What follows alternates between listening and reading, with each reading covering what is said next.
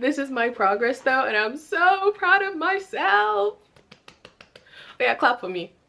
Clap for me now. For the longest, I've been seeing filet crochet, and I've had it on my list of things to try. I have this sparkly white yarn, and I think this might be what I need to get this filet job done. On my Amtrak to Boston, I found an Etsy pattern for this vintage white rose sweater. I literally just got back from Boston last night, but now I am packing because I'm going to London tomorrow. I've never been to London before, but last September, my best friend started LSE, and I have not seen her in 9 months. This trip is much awaited. It needed to happen. But while I've been traveling, I've still been working on my filet crochet project. I have an update. Now listen, right now it looks like a whole lot of nothing, but I feel like once I actually start piecing the pieces together, it's gonna look great. This is what I have so far. What I've learned so far from this pattern is that a filet crochet is basically just mesh holes. You're basically crocheting an image in between the mesh holes. So the background is mesh, and then you're filling in the middle of the piece with an image. Does that make sense? I don't know. Usually I'm a visual learner, so in addition to a pattern, I most likely will also need like a video tutorial. This doesn't have that. It was $1.99 on Etsy, no video. So I've just been doing this. I messed up a few times when I first started on the train. I used a 3.25mm hook, which I believe that's the hook it asked me to use, but it just looked like it was too big. I sized down to a 2.25mm hook. Yeah, I restarted this about 3-4 times, but then I got the hang of it, and essentially all I'm doing is double crochet, chain one, double crochet, chain one. Now I've gotten to the part of the pattern where I'm decreasing on the sides for the armholes. You can't really see the decreases yet because it's not drastic. I have to do about like 5 inches worth of decreases. I can't lie though, when I read that in the pattern, I was very confused. I didn't know exactly how I was supposed to go about it, so I YouTubed it. Even though there isn't a tutorial for this exact pattern, there was a video that I found that was so helpful. It was such a good video, and it teaches you how to make a filet crochet top. The top is actually really cute too. Had to write that one down because I probably will be making that too. Essentially, it teaches you how to turn your filet piece, which is like the piece that has a drawing on it, turn it into a top. Thank you to that video. I'll link it in the description box. To complete this back panel piece, I have to continue decreasing on the armholes, and then I have to create the neck hole, and then I can start working on the more intricate front piece. This pattern has provided me with a lovely chart.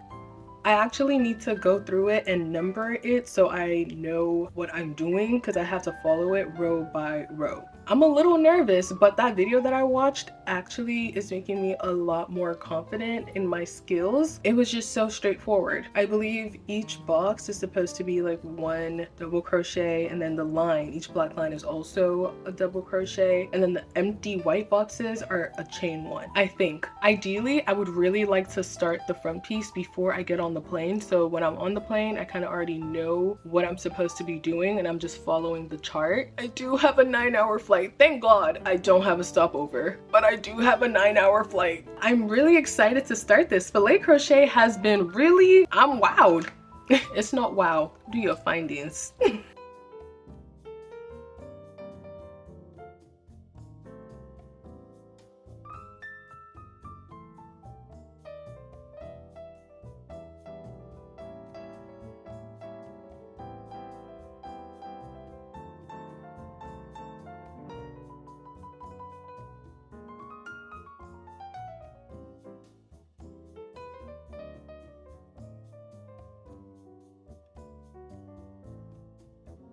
Up until now, no crochet skill has tested me as much as filet crochet has tested me. For 3 out of the 9 hours of my flight, I was trying to just start my first couple of rows.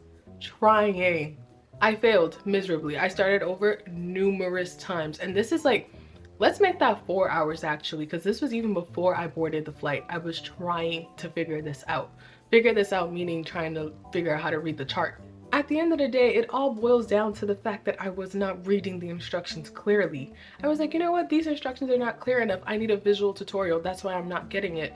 No, I just needed to read the instructions slowly. What I've learned is most crochet fillet charts, the squares are usually worth 3 double crochet. But in this specific chart that I'm reading, there's a total of 45 squares, but the squares in this case are only worth 2 double crochet. That's number 1. if I would have also read the chart better the first time, I would have read that to make the front piece, I would be making mesh stitches that were not part of the chart, meaning like there would be additional meshes on each side of the chart that I would actually have to crochet on my own before then doing the chart. I tried again. It's not like I figured it out right as soon as I got here. I've been trying for the last day. This is day 2 here. This is what I started yesterday and I was like, this is still not looking right. So I completely just stopped and I was like, this is going to be your reference of what not to do. This is not how it's supposed to be looking. And I tried again. Look at this progress, y'all. I'm so proud of myself. Once I figured out what was wrong, it was just a matter of paying attention to my stitches, numbering the chart and going step by step. And it's been going well so far. Look at it. Like, you can definitely tell that's something. You might not know what it is yet, but that's something.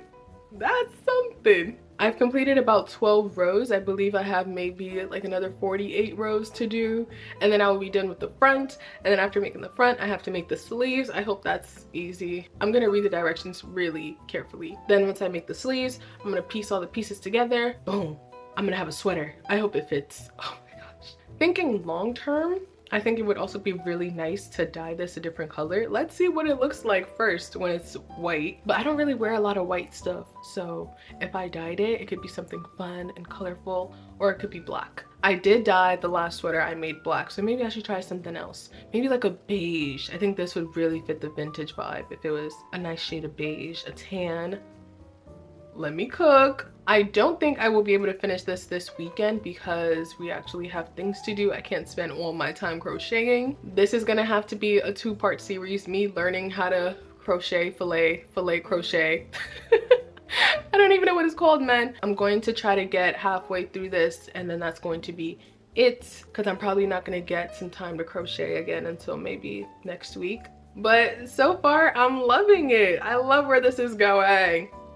Also, I love my iPad down because I actually don't know how I'd be able to do this effectively if I did not have an iPad. This is the chart, right? So I am going 1 by 1 and each box is 2 double crochet. So I'm going 1 by 1. Ooh.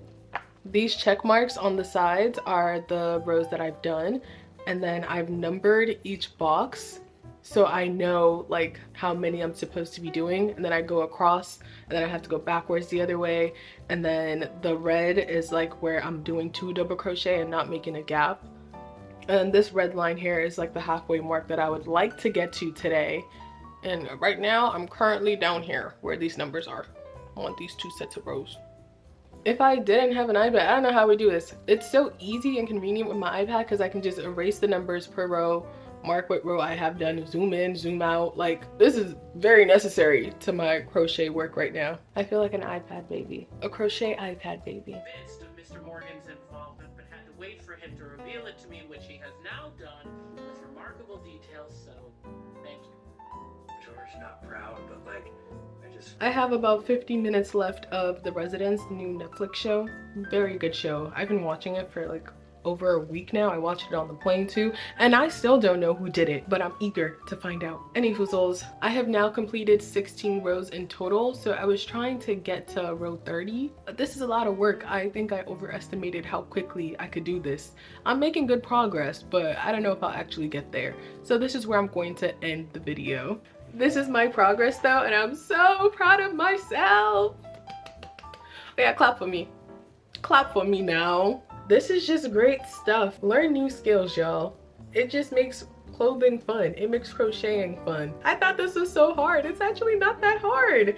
And now that I've learned how to read a chart by using literally the most difficult chart ever, I can read other charts. The reading part is just the most fundamental. Thank you so much for crocheting with me. I hope you enjoyed this video, and I'll see you in the next one. Bye!